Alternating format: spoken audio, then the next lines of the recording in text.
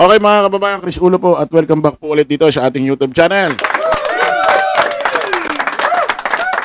Meron lang ho tayong quick, kung may tinatawag na quick response. Meron ho tayong tinatawag na quick vlog. Na kung saan mga kababayan, gusto ko lang ho ipaalala sa inyo. Kung ba't ba natin binabalikan ito para alam nyo, sumariwa ulit. Kung ano ugali, style nito ni VP Inday Sara Duterte. Ito mga kababayan, bakit na-impeach si kauna-unahang na-impeach na Vice President sa history ng Pilipinas si VP Inday Sara Duterte dito sa House of Representatives. Lahat ho ng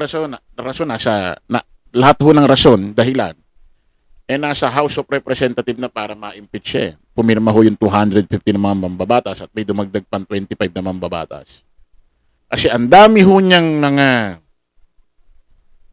paliwanag, rason na kung saan hindi humaakma ho sa investigasyon. Pati ho yung mga resibo na ilang resibo yung puro peke. Walang ganon. May mga ano ba yan? May mga team gulay, team baho, team asim. So lahat ho ng rason, dahilan para ma-impeach ho si VP Inday Sara Duterte nasa House of Representatives na eh.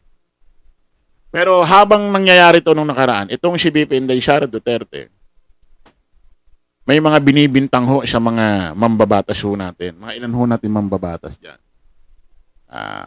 Especially kala Kong Chua, kala Speaker Martin Romualdez, at kung sino-sino pa mga kababayan, na dinadakdak niya lang sa mga vlogger, dinadakdak niya lang sa mga Zoom press conference, dinadakdak niya lang sa ganito, ganyan, nang walang ebidensya, walang nakaakibat na resibo. Halatang mga pag-iimbento lang. So, gawa-gawa lang. No? Hindi katulad nitong mga sinasabing allegedly na may katiwalian, pandarambong dyan sa OBP at DepEd. May mga nakikita silang ebidensya.